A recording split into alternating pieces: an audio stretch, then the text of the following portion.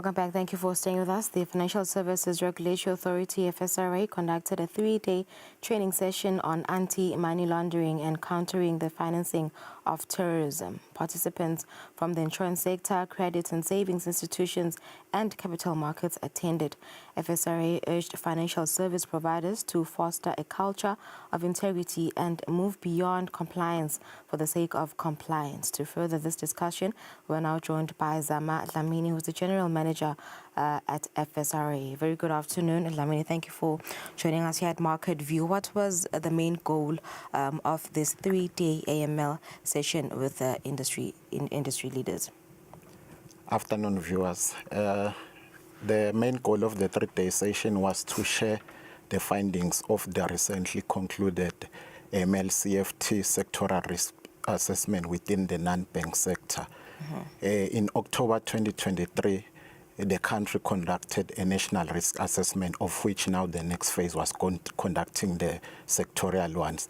Likewise, FSP or accountable institutions themselves are also then supposed to conduct their own risk assessment. In addition to sharing the findings of the sectoral risk assessment, we are also communicating our expectations for this financial year. And lastly, also to provide guidance to the accountable institutions on a tool that we have recently developed to gather data from them. Yeah, and I suppose you presented the findings during the 3-day session. What were some of these findings of the sectoral risk assessments? As I've indicated that the country conducted a national risk assessment, in fact, the findings of the sectoral one are reinforcing what we observed from a national perspective. I will start with the capital market space, wherein we identified that the risks of money laundering are medium to high. And you will understand why it is high, because by their characteristics, capital markets are involved in high-value transactions and also have a cross-border element attached to it.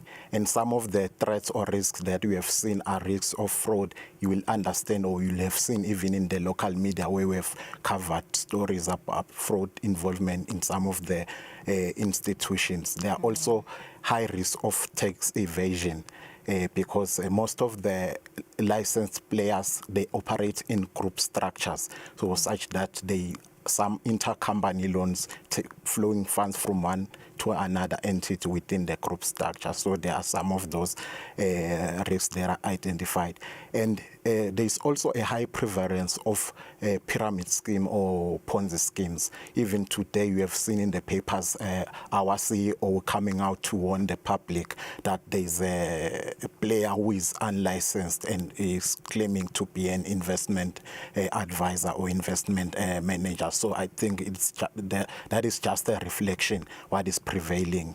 And then moving on to the insurance space, there is the in that were identified as medium, and weaknesses noted are weaknesses in governance around the AML CFT issues, weaknesses in suspicious transaction reporting, weaknesses around general compliance, because some of the insurance companies have not even appointed dedicated AML CFT compliance officers.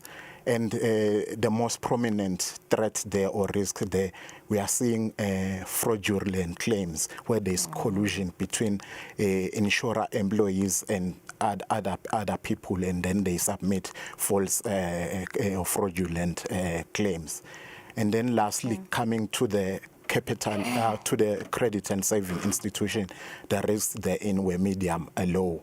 But we are concerned because there are instances whereby some of the customers who have taken credit, they then come up and make lump sum payments to pay off their loans. And some of this originate from trafficking activities, which is why it's also an area of concern. Generally, across these sectors, the weaknesses around the AML governance frameworks, or deficiencies in the compliance function, as well as deficiencies in customer due diligence processes, as well as the filing of suspicious transaction reports. Yeah, so you mentioned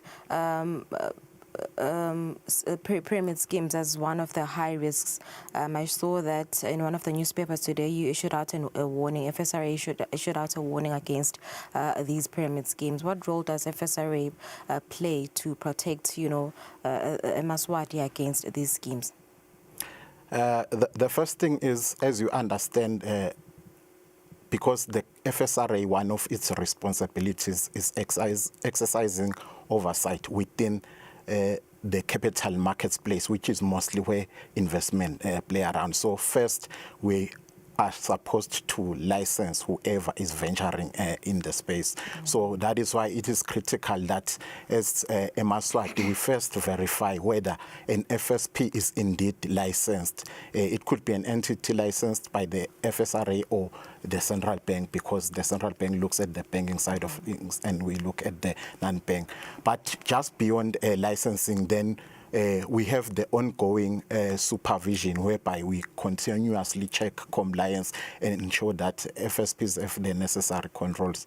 But then linked to this is our role, because we have to educate or empower Emaswati to be able to identify these illegal schemes. So we also have a dedicated unit that conducts consumer education initiatives throughout the country, and just to build general consumer awareness, because even the findings reveal that a lot of Emaswati do not have the necessary financial literacy level to be able to make sound financial decisions. So beyond the supervision, licensing, we carry out this consumer education, and obviously partnering with other players in the space, the Ministry of Education, the Center for Financial Inclusion, the Central Bank, and as well as other players. All right, so we have limited time, but I just one last question before I let you go, Mr. Dlamini. What does the FSRA expect now from financial service providers